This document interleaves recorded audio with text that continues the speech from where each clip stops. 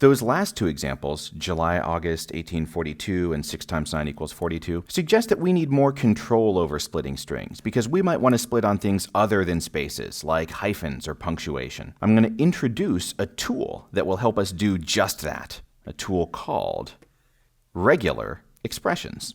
Suppose we want to find all the numbers in a string. We could make 10 different calls to string.find. Look for 1, look for 2, look for 3. We don't know what digit the number begins with, so we might have to try all of these. But that could get really tedious really fast.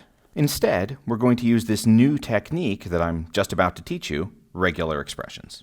The word regular has special meaning in mathematics and computer science theory, but for now it just means simple strings. And expression is just a concise notation. You may have already seen this in some math classes, but not thought about it in this manner. If I write a mathematical expression, like x is equal to the square root of 4, or 5 is less than x is less than 9, each one of these admits or corresponds to some possible values for x.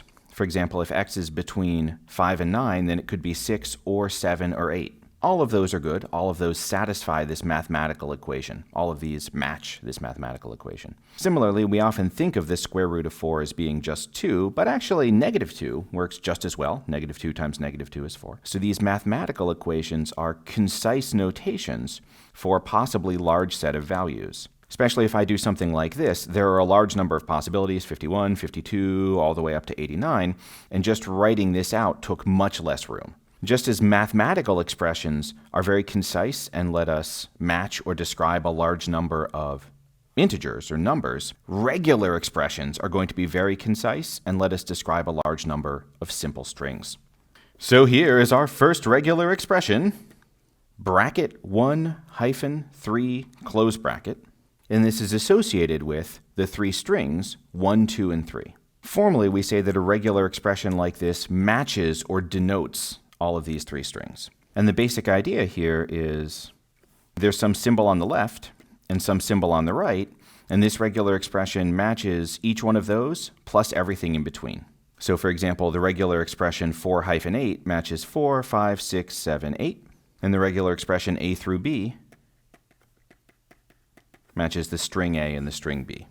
Perhaps surprisingly, regular expressions are very popular and very useful online and in computing in general.